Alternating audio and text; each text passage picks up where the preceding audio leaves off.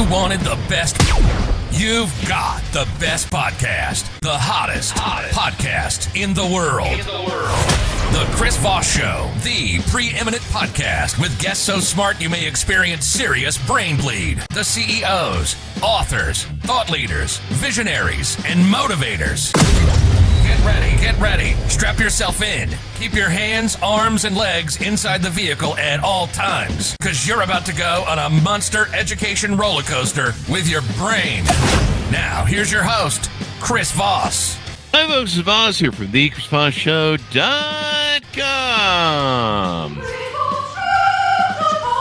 Ladies and gentlemen, there are things that makes official. Welcome to the big show. As always, the Chris Voss Show is a family that loves you but doesn't judge you. Well, go to goodreads.com/Chris Voss, LinkedIn.com/Chris Voss, Chris Voss 1 on the TikTokity, and all those crazy places on the internet. Opinions expressed by guests on the podcast are solely their own and do not necessarily reflect the opinions of the host or the Chris Voss Show. Some guests of the show may be advertising on the podcast, but it is not an endorsement or review of any kind. Today we have an amazing man on the show. We're going to be talking about his books and some of the stuff he's done and some of the writing service that he does as well. He's the author of the latest book to come out April 24th, 2025, called The Ghostwriting Advantage. Everything you need to know about ghostwriting your book. Richard G. Lowe joins us on the show today. We're going to get into it with him and find out some of his details, what he's been up to. He's a best-selling ghostwriter who helps professionals turn their expertise into powerful books that build credibility, attract opportunities, and leave a lasting legacy. With 63 published books and 48 ghostwritten titles and 1,000 plus articles, he's a trusted authority in business, technology, and leadership writing. Previously director of computer operations at Trader Joe's and VP at 2 tech firms, Richard blends corporate insight with storytelling mastery. His notable works include Focus on LinkedIn, Cyber Heist, Digitized or Die, and here he is now. Welcome to the show, Richard. How are you? Thank you for that great introduction. It almost makes me blush. Yeah, just your bio. I just read it. I know, but it's all that work you've been up to. It still amazes me. I've written over 110 books. Yeah. So give us a 30,000 overview. What's in this new book, The Ghostwriting Advantage?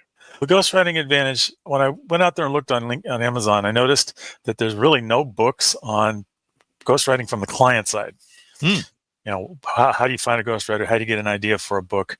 What does a ghostwriter do? How do you market it, and so forth?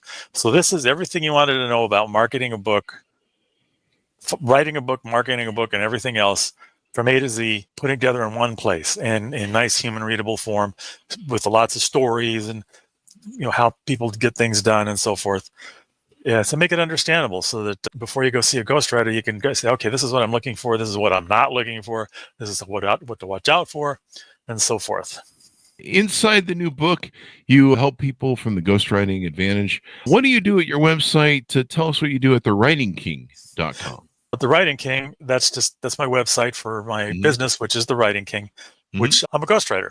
I write books for executives and influencers and high-level people, plus anybody else who wants to write a book. And that's primarily what I do. I also do some blogging and things, but mostly books. And the books can be anywhere from 10,000 words, which is relatively short, up to 100,000 words, which is pretty long. Game of Thrones is about 150,000 words to give you an idea of length. I've written fiction, a couple science fiction books, including one for a pretty famous rock star. I've written memoirs for people, several memoirs, a young adult book, children's book, and just about everything else you could name on the gauntlet, primarily for executives, though, who want to create a name for themselves. Wow. So people can hire you to ghostwrite their book. They can read the book on how to find a ghostwriter and deal with one, et cetera, et cetera. What's the importance of writing your own book? What do people get if they try and write their own book, in your words? I thought you'd never ask. Basically, what they get from a book is they get credibility and authority. So if you look through coaches and things, the ones who really made it, they have a book generally. Yeah. And the book lays out their whole program or whatever they're doing, their story, their life, everything, all their failures. Generally, a book is good if it shows their failures and how they recovered. That's very important sometimes because nobody's perfect. What? I didn't hear about that. Except for you, obviously. Their philosophy. Obviously not. their philosophy, what they do, what they want, and sometimes their methods. It also gets them paid speaking engagements. They can use it for that. They can use it as the base of their marketing. They can use it for getting a TED Talk speech or on TV or anything like that. It basically becomes a fulcrum for them to boost themselves into a career. Oh, wow. So give us a little bit about your story, your history. When did you start writing? And you said you had how many books you've written? It's well over 110 now. Holy crap. Written and published. So tell us how your life went, what influenced you when you started writing, and when you kind of knew you wanted to be a book author. When I was 17 years old, a wee lad, arrogant, conceited, typical 17-year-old. I met my grandfather. I'd known him before, and I decided for some reason that I wanted to get to know him. He was old. He was kind of cranky. Everybody said, no, very introverted. Everybody said, stay away from him. He's going to bite your head off. So I said, the heck with you guys, because they never listened to my parents, and went over and talked to him. And before you know it, we were having a great conversation about what happened to him. He was a World War II vet. He was in the Yangtze River Patrol in 1938. He was captured on Corregidor by the Japanese. It was the Bataan Death March, and he spent 4 years in a POW camp. Oh, wow. And I wrote him a little book, which since been lost. And one of the things I concluded was, I like writing people's stories. That was very, very cool. It got me to get to know him in a kind of a non-confronting way. And second, he be as cranky as he wants. Man, after that kind of experience, he earned whatever he wanted. Yeah. Yeah, no kidding. I'd be cranky after all that, too. And I gained a profound respect for vets. Yeah. That's carried all the way to now. Yeah, and I imagine it was an amazing story. The the crazy stuff that went on in World War II was in Korea and Vietnam was just insane. Some of the stories, was it Senator McCain who was there for 5 years, I think, in Hanoi Hilton. Correct. I can't imagine being tortured. You're not just in prison; you're in prison where they torture you. They broke his arms and legs, and re-broke them, I should say. So yeah. They're not fun, folks. That's the point I'm making. Yeah, they're not. It's not a Hotel Hilton. Yeah, it's not really a hotel. Good point. So after that, I had to leave home. There were reasons, and so when I was 19, I left home, and then I had to make a living because surprise, surprise, you have to do things like pay for electricity. And nobody told me. Nobody told me about the electricity trick. Electricity and phones and things like that. Yeah. But I managed, and I had a good job, and I became VP of a tech company and then VP of another tech company within a short time. Mm-hmm. And then I worked for Trader Joe's, and I'd forgotten all about writing, except I was always the tech writer. Yuck. And everybody hates being a tech writer, and so I did it because I could write. Yeah. But I was also the VP or the director of computer operations at Trader Joe's. Huh. Then I decided, okay, getting up there in years, in my 50s, I don't like working for corporate anymore. Let's try it on our own. I've got some money saved up, so let me go out and see what happens. So I quit, moved to Florida from California, and started my writing career. Wow.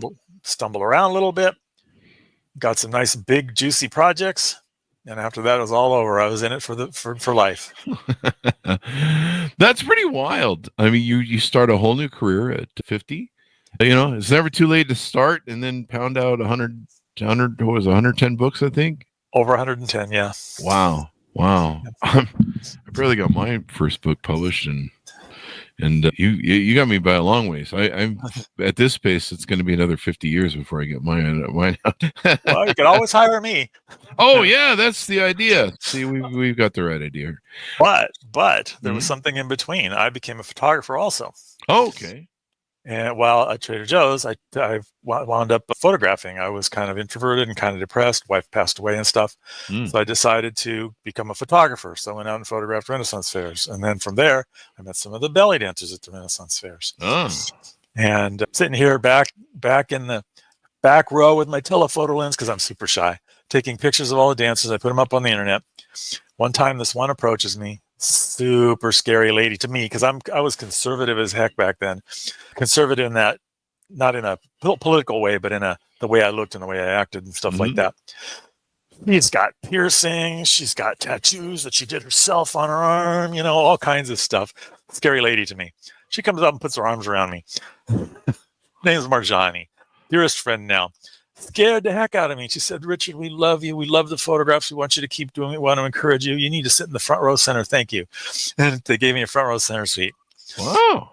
And then they got me in all the other belly dance shows. And before you know it, I was photographing 3 or 4 shows a week. And all with belly dancing. Belly dancers, salsa dancers, ballroom dancing, wow, mermaids, WWE wrestling matches. That sounds like Friday night at my house. Masquerade balls. So in 8 years, I photographed 1,200 photo shoots. Wow. A million photos. Made a lot of friends. And it was and I had a birthday party every year where about 100 dancers and models and stuff came and said, "Hi, happy birthday," just for me. Jeez. Nobody shows up at my birthday parties except bill collectors. Yeah. See what I did there? Yeah, you have to change your address to get rid of those guys. Oh, damn it. I already did the fake your death thing to get away from my last 10, 11 divorces. But now you write books for people. So when you work with somebody and you're ghostwriting a book for them, give us another idea how that process works. Are you spending a lot of time interviewing them? Are you recording them and then writing what they say? Are you do the research maybe as well? How does that work?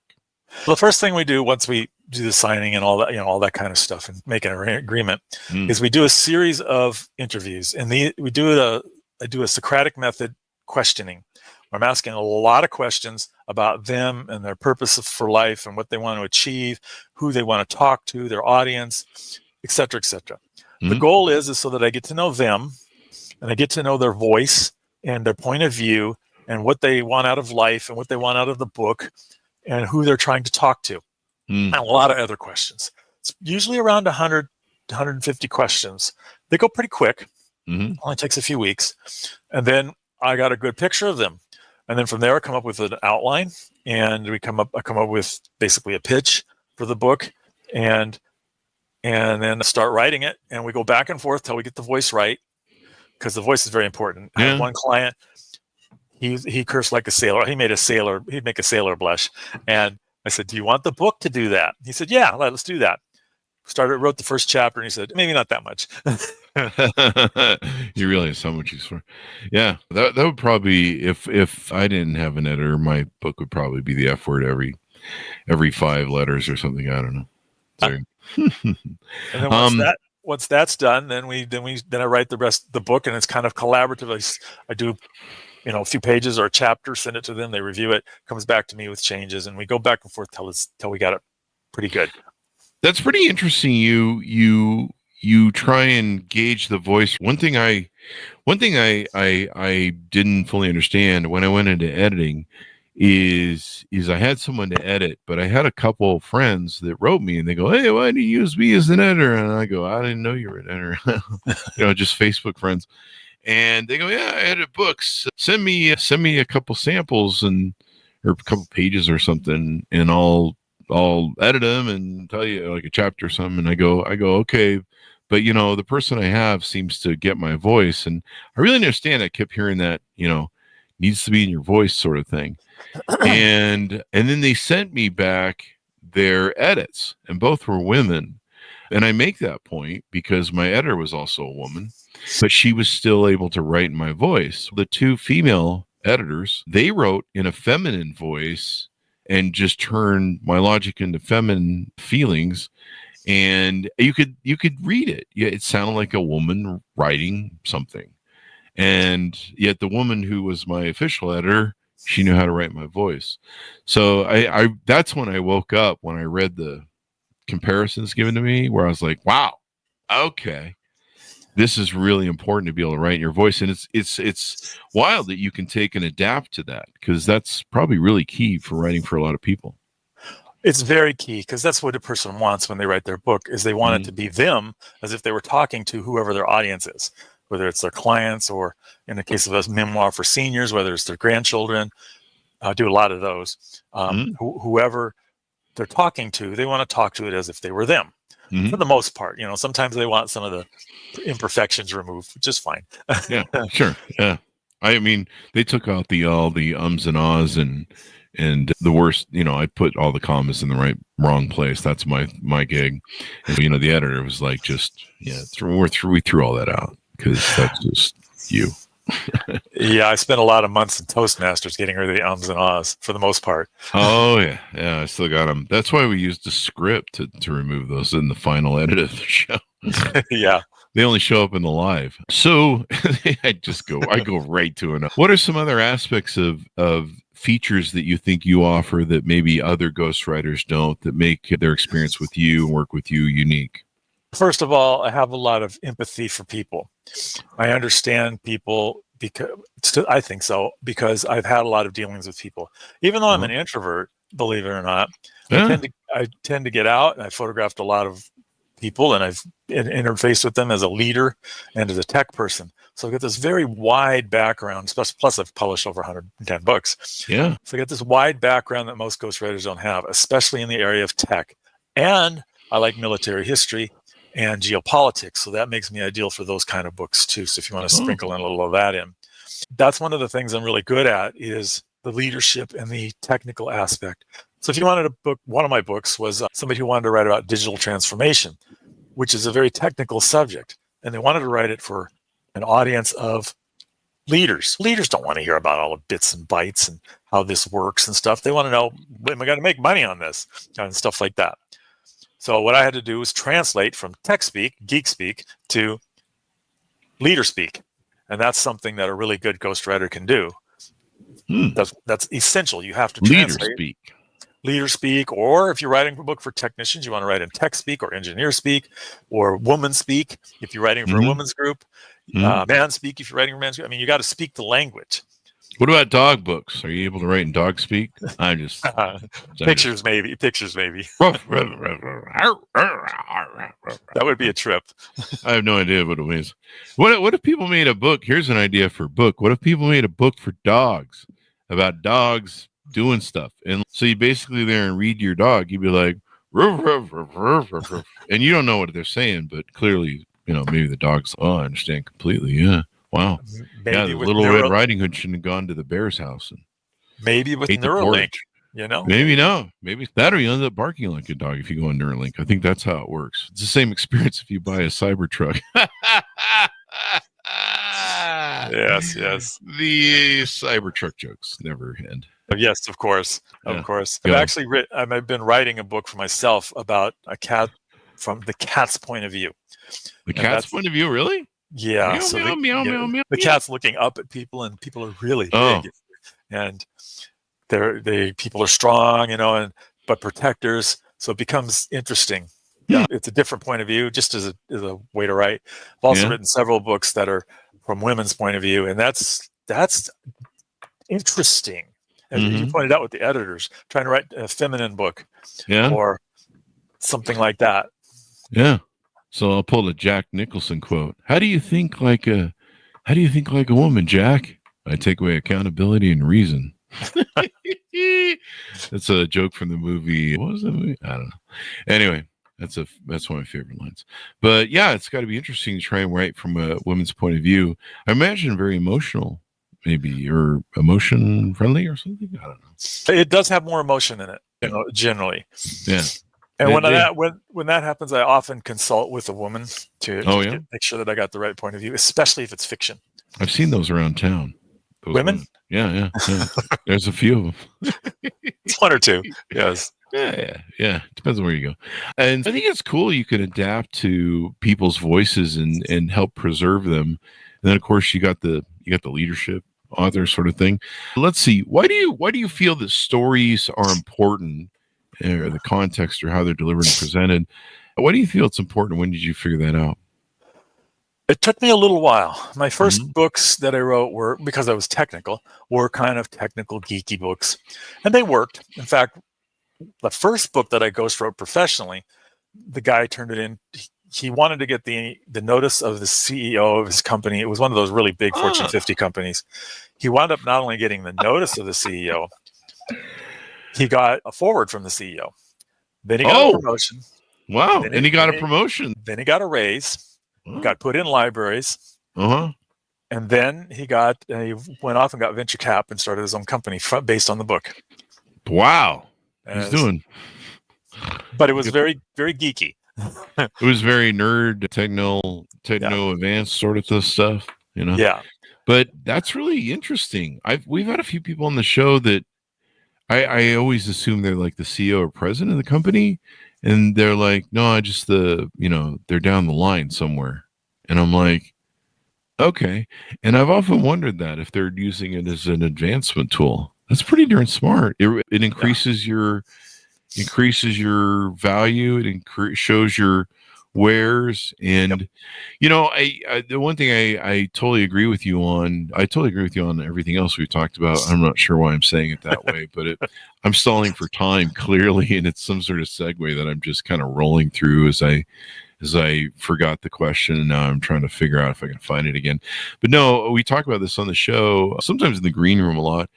It's really interesting how, I did a lot of shit in life for most of my life. I did some things, and hundreds of thousands of people followed me, and we have millions of downloads on the show.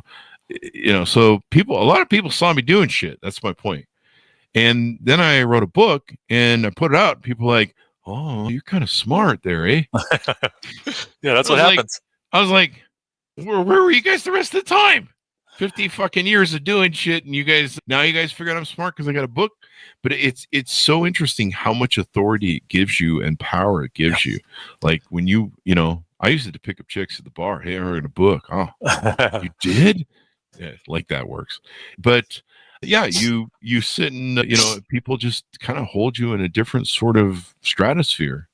It raises you above everybody else. It does, so I can lord this around and claim that I am morally superior to most people, or is that just religion? That's probably something else, but you can certainly claim at least you put it yourself out there. Dude, I'm gonna get my book, and then I'm gonna get me one of them king robes with a king chair, and maybe a scepter, to walk around with, and I'm just gonna lord around carrying my book. I'll probably do that throughout the house. Everyone who visits the house must worship the almighty Chris. Why? Because he has a book. I can just see myself now. We got the crown and everything, and you're like, why are you walking around in a king's outfit and in a crown like we're at Walmart? That looks weird. And I'm like, this is my book right here. It's on tour. Interesting. Anyway, yeah. Interesting. Walmart's probably the most interesting place to take that, maybe. I don't know. People at Walmart be like, oh, great king, whatever. Yeah, there we go. What was the other question I had for you? Yeah, so it's interesting how it establishes authority. Why was it risky to feel like moving from a safe job with Trader Joe's to becoming a solo entrepreneur? This is a big deal for people. It's a huge jump. It was scary as hell. It was terrifying. Not as terrifying as when I got married, but it was terrifying. After, or before, or during? Yes. Good reply. Yes. It was because I'd never done it before. I'd never been. Well, that's true. Yeah, I'd never even done a gig before. So I was like, I'm going to do this, and I'm going to move to Florida. So I uprooted myself, and I'm going to have no friends out here, and I don't know anybody. And Florida is that weird state on the East Coast. Yeah, they eat your face off, and they alligators. Assault. Yeah. By the way, after the hurricane, I had 2 alligators on my porch and a bobcat in the tree. Really? Yeah. That sounds like a book right there, a story. I don't know. Yeah, I got lots of them. 2 alligators and a bobcat in a tree. Welcome to Florida. I never really answered I'll answer this question first, but we still got to go back to the stories. Yeah. So I moved to Florida, and it was a big change. First of all, Florida is a great state. I think we got a pretty good governor. He's still young, and it's probably too early for him to make a bigger run and succeed, but we'll see. So I like our governor, and I like what he like during the hurricane. He had trucks out here. I mean, electricity was up within 6 hours. I mean, he had trucks on the road. He had supplies built up. He had all kinds of stuff that made it really nice. I'm sure he screwed up here and there. I mean, people do. He's a person. Yeah. Yeah, and I can't keep politics out of all this stuff. I mean, I don't care whether he's red or blue or purple. It's he's good at his job for the most part. Don't always agree with him. Yeah. I don't need to agree with them all the time. Yeah. We should always be critical of our politicians. Of course. I'm more critical of the ones I vote for. Oh than yeah. not. I'm always like, whoever I vote for, I'm usually about 50% of the time going, okay, I like what you did there. And I never do anything to look like some sort of lemming follower, because the cheerleader, we're all, what do I always say? We're all the curators of democracy. So it's all of us to keep it up. I'm more concerned about the Constitution in America than I am about individual governorships. We have governors on the show and congressmen, but they're not toxic people that are nice. We don't do the toxic ones. But, and 50% of the time, I'm super critical of them. I'll call them out and be like, I voted for you, piece of, whatever. And you're doing stupid shit now. You're embarrassing me. I think we need more of that. There doesn't seem to be an embarrassment to some of the behavior that's going on in politics, in the shamefulness. And it used to be that our politicians kind of knew where that line was and operated with some sort of decency. I'm not saying all politicians, but see, I think we need to get back to that, because it seems like too much, and then sports my contact. I'm a Raiders fan, but I'll knock the Raiders for all the stupid shit they do. They over penalize themselves by pulling shit, and they'll lose the game by 7 points, but 300 yards in penalties.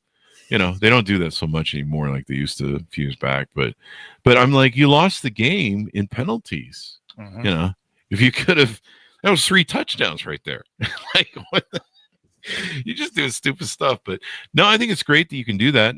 Does Florida you find make for a better place to write? Maybe weather, climate, you can go out maybe in the environment more, or just, you got wild shit happening, like 2 alligators and a bobcat in a pear tree or whatever.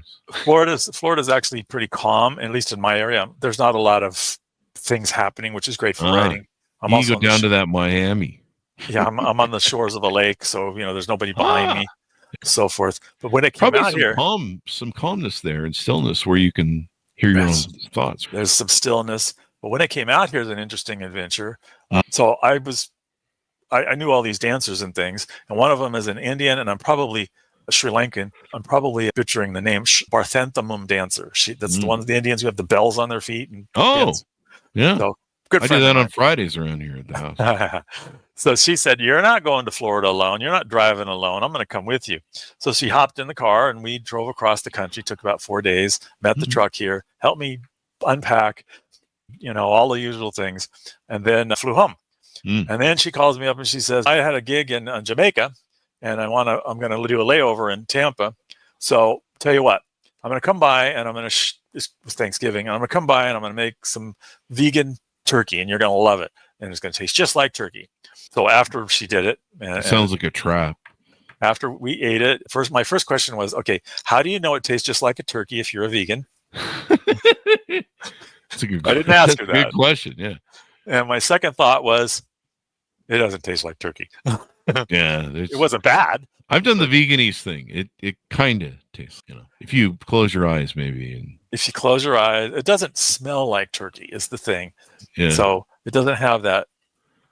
Anyway, so this is what I mean about stories. Stories are important because they engage people and they pull them in. You get stories. I'm sure when you're in your podcast, you probably notice that the people who are most boring are the ones who like, I do this and I do that and I'm selling this and blah, blah, blah. And you're like, come on, just shut up. Let's make this short. Yeah. And then you get the ones who've got the stories, kind of like I'm doing, and you're engaged. Yeah. And a book's the same way. It's actually in the show note writer that they get sent over. They're like, bring your stories, and then they don't. So yeah, they're just people interested in selling whatever they've got or whatever. Everybody has a story. Everybody has a bazillion stories. Yeah, even big brands have gotten good at telling stories. Yeah, except when they're not. But yeah, sometimes they talk. Yeah. I mean, there's the good, the bad, and the ugly, I guess. Whatever that was a great movie, by the way. That was a great movie. It will always be one of the greatest movies of all time. I am a movie buff. I should tell you. Are you a Akira Kurosawa fan? I don't know who that is. Oh, if you're not a movie buff, then I'm sorry. I'm just teasing. So Akira Kurosawa, check him out. He started making films in Japan pre-World War. He made some of the greatest movies of all time. Every director that's an American director, every great director has ripped him off, both in how he did cinematography. He basically wrote the book from whole cloth on how to do film. Nice. And you want to go watch his movies because every great movie came from it. Mel Gibson, remember the movie Ransom, where he tells them, "Nah, I'm not giving you your money. In fact, I'm going to put a reward up and bounty for your thing." That was, I can't remember the name of it. I just saw it a few weeks ago in the theater. There's a whole mess of movies. They're all black and white, so they're beautifully shot. But he also, not only did he, out of whole cloth, directing and filmmaking and storytelling and characters, but he had a great cinematographer that he worked with. And they basically wrote the whole cloth on cinematography.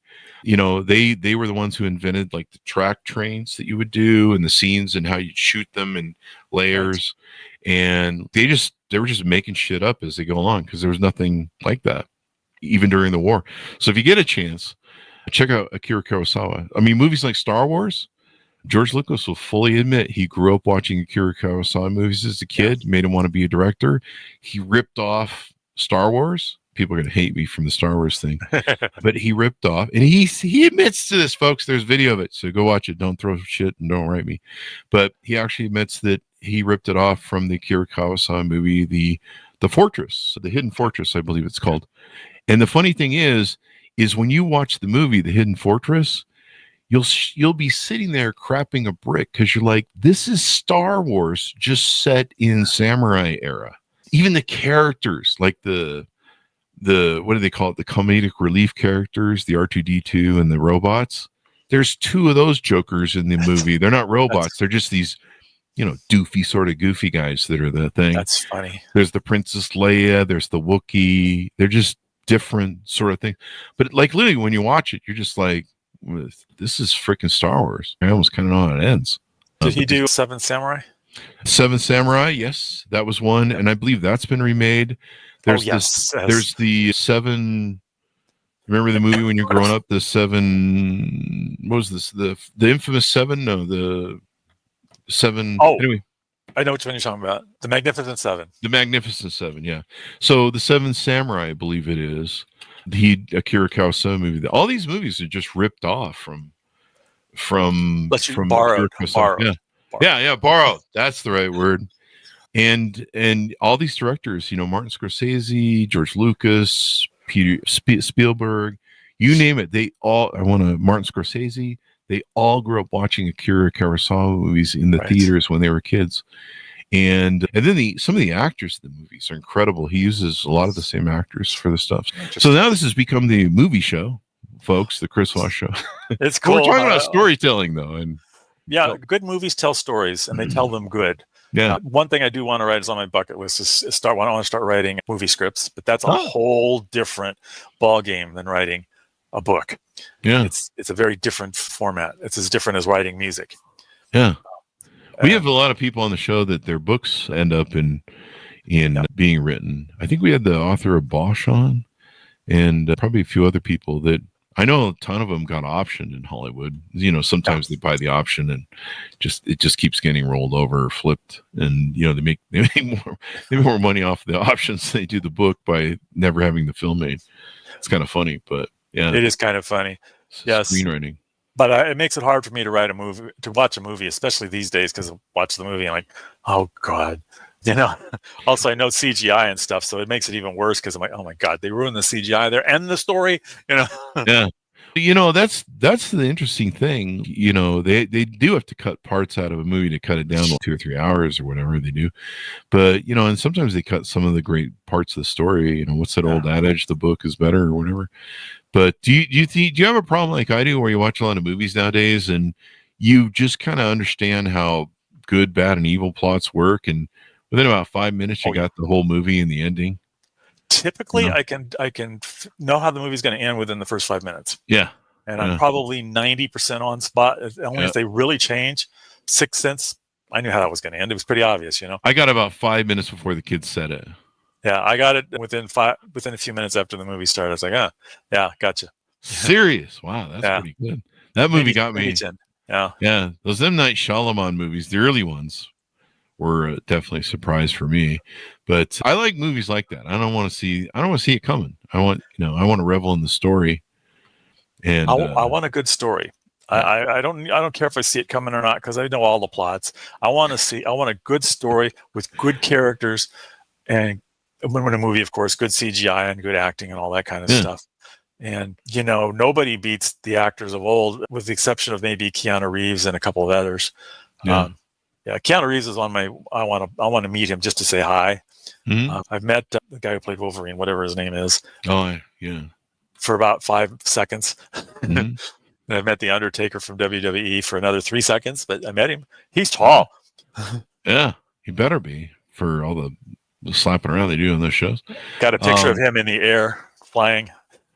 Yeah, those guys, man, I don't know. And they must have a lot of surgeries. And they do. They do. Oh, I got a story here. When me and my wife were married, before she passed away, we basically didn't have a lot in common. We got married too fast. One thing. You were married for how long, though? 12 and a half years. You made it last. Yep. Good for you. Yep. So one thing that we found that we had in commmen, just accidentally, was we liked WWE, the wrestling. Believe it or not. So she'd That's be good for the bedroom. Say, she'd be screaming and yelling and stuff, standing on the couch. And one wrestler that I like is Mick Foley. He plays Mankind. Really nice guy. Since his wrestling career, he's become an author's bestseller, 10 books, and a comedian. So in 2020, he was scheduled to come to Tampa and give one of his comedy shows. I had a VIP seat, front row center, that I was going to go meet. Finally, Mick Foley, shake his hand, say hi, hopefully get him down to the table, talk to him for a few minutes, blah, blah, blah. What happened in early 2020? Oh, COVID. That stupid thing. They canceled all of his shows. Man, yeah. I was like, wow, how could you do this? I've been waiting my whole life. And he hasn't come back in the area yet. Maybe he'll watch this show and he'll come back. Maybe. We'll have to find out. We'll find out if he's a thing. We'll have him on the show. What we'll do is we'll have him on the show and you on the show. And you guys can meet on the show. I would like to do that. Yeah, I really would. Set it up. Yeah, I'll see what I can do. So as we go out, anything more we want to tease out about the work that you do for people, how they can reach out to you, how they can onboard, how they can find out more, your .coms, all that stuff as we wrap up.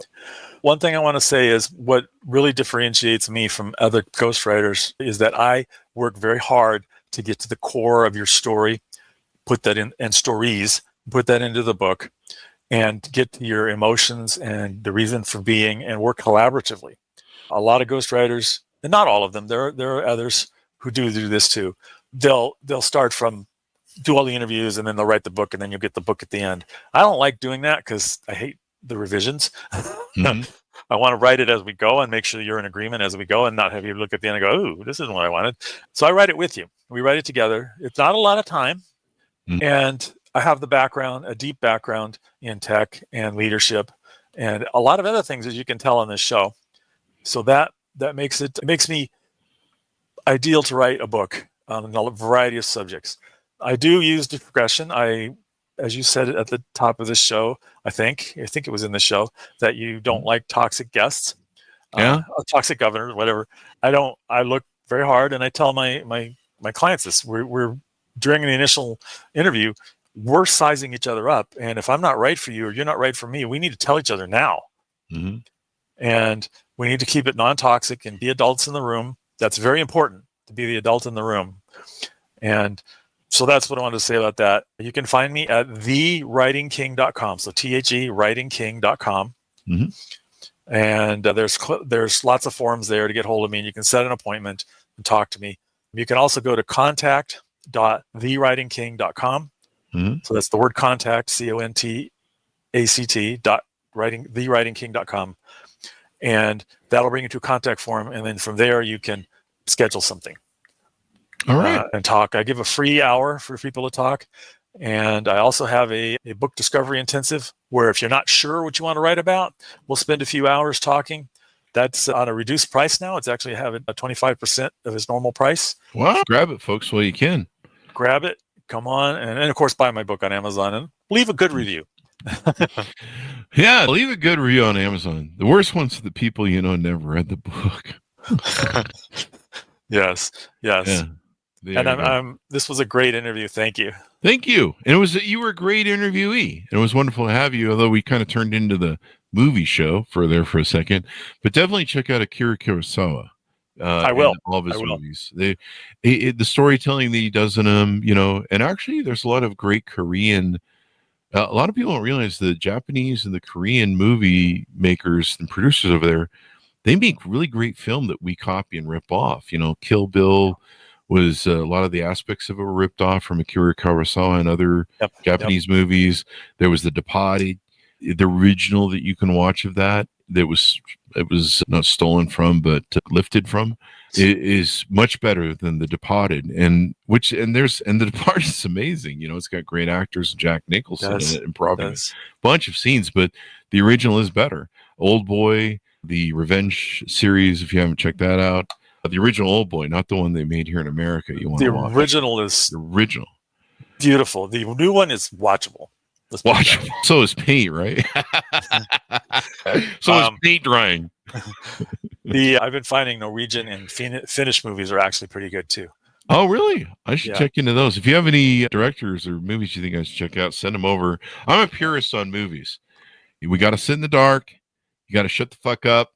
Everybody's you get a pee break, but that's about it. There's no turn off the damn phones while we're watching the movies, please. You're watching the movie. Don't ask questions, because if you watch the fucking movie and you have a brain, you'll understand what's going on. But if you're busy asking questions, you can't figure out what's going on. And if you're going to do that, go watch it on TV and leave me alone. I'm enjoying the movie. Exactly. I'll just throw them out of my house. That's what I do. But no, I love watching movies. In fact, I love watching old movies in theaters. They're doing a lot of them. Like they brought The Godfather back. They remastered it. They released it in theaters. I just watched one of the Akira Kurosawa movies, the one I referenced, the Ransom one. And I can't remember Akira Kurosawa movies, but he is, if you're a film buff, you got to know his work, because he is the greatest, probably director. I'll check him out. Of all times when it comes down to it. I probably have. I just don't know the name. You might. There's Seven Samurai, Rashomon, Yojimbo, Dreams, High and Low. That's the one where there's the Ransom one. There's the Throne of Blood.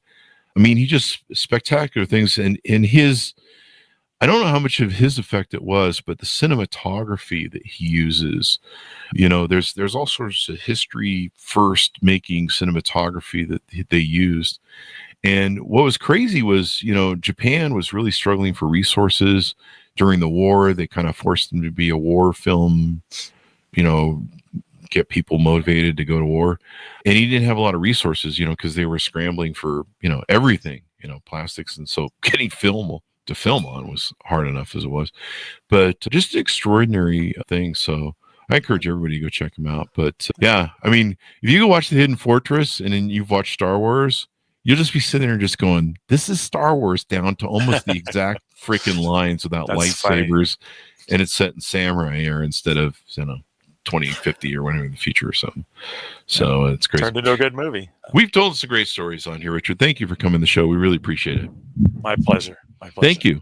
And thanks to our audience for tuning in. Go to goodreads.com/Chris Voss. Order up his books wherever fine books are sold. The Ghostwriting Advantage. Everything you need to know about ghostwriting your book. And make sure you hire a real person to do the ghostwriting. I hired Casper the Friendly Ghost, and he still hasn't done anything with the deposit I gave him. So doesn't know what that's about. Anyway, guys, thanks for tuning in. Be good to each other. Stay safe. We'll see you next time. That should have us out. Great show, man.